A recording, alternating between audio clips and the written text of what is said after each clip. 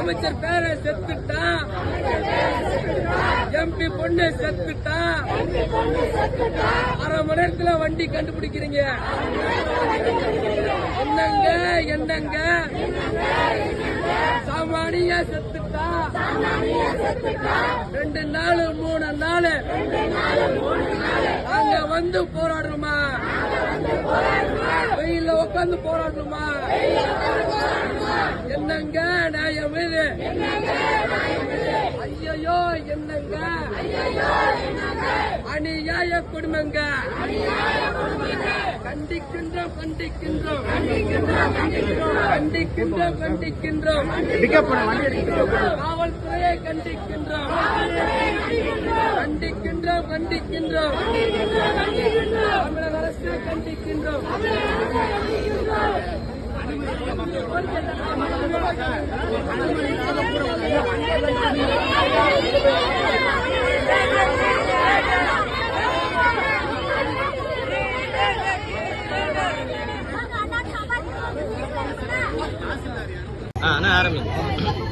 ஓகேவா?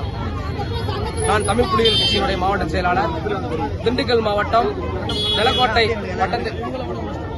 வட்டம் சிங்காரக்கோட்டை காந்தி நகர் பகுதியிலே சுமார் 58 வயது மதிக்கத்தக்க பாலு என்பவர் நேற்று இரவு சாலையை கடக்க முயன்ற பொழுது ஒரு கனரக வாகனம் இடித்து சென்றதாக காவல்துறையினர் எங்களிடத்தில் தகவல் தெரிவித்தனர். ஆனால் நேற்று இரவு நடந்த சம்பவம் இன்று வரை இடித்த வாகனத்தை கண்டுபிடிக்காமல் காலம் தாழ்த்தி வருவதால் இங்கே பாலுவருடைய உறவினர்களோடு தமிழ் புலிகள் கட்சியும் சேர்ந்து போராட்டத்தை கையெடுத்துள்ளோம்.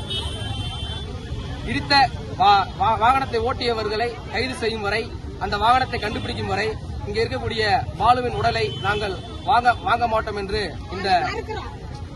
இந்த வாயிலாக தெரிவித்துக் கொள்கிறோம். காவல்துறையிலிருந்து என்ன சொல்றாங்க? காவல்துறையிலிருந்து ஒரு அரை மணி நேரம் பொறுங்க, 1 மணி நேரம் பொறுங்க, காலையில இருந்து நேற்று இரவு இருந்து இதே பதில் சொல்லிட்டு இருக்காங்க. ஆனா இப்ப வரைக்கும் எந்த ஒரு நடவடிக்கை எடுத்த மாதிரி எங்களுக்கு தெரியல. இடித்தது அரசு பேருந்துன்னு சொல்றாங்க, அது எந்த அளவுக்கு உண்மைன்னு எங்களுக்கு தெரியல.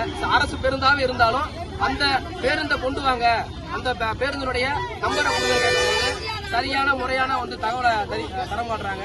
கண்டிப்பா இவங்க காவல்துறை மெத்தன போக்கு தான் எங்களுடைய போராட்டத்துக்கு முதல் காரணமா இருக்கு.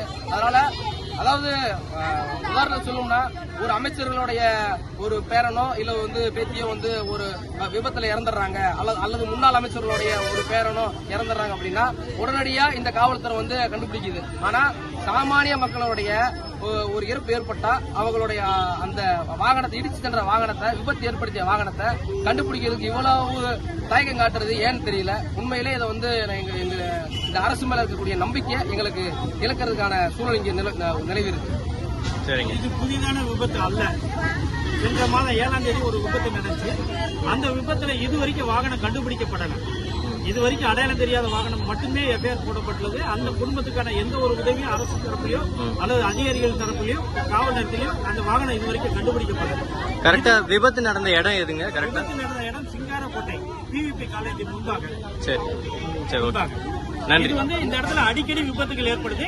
காவல்துறையினரின் வெத்தன போக்கு மட்டுமே இந்த அடிக்கடி விபத்துக்கான காரணம். அந்த இடத்துல பேரிகார்டோ அல்லது சிசிடிவி கேமராவோ முறையாக அமைக்கப்படவில்லை. கூடுதலா கோரிக்கை என்னன்னா, அந்த சாலை குறுகலா இருக்கிறதா இந்த பிரச்சனைக்கு காரணம். இந்த சாலை அரசாங்கம் தலையிட்டு இந்த சாலையை விரிவுபடுத்தி 4 வழி சாலையா அந்த இடத்துல போடணுங்கிறது தமிழ் புலிகள் கட்சியினுடைய கோரிக்கை. நன்றி.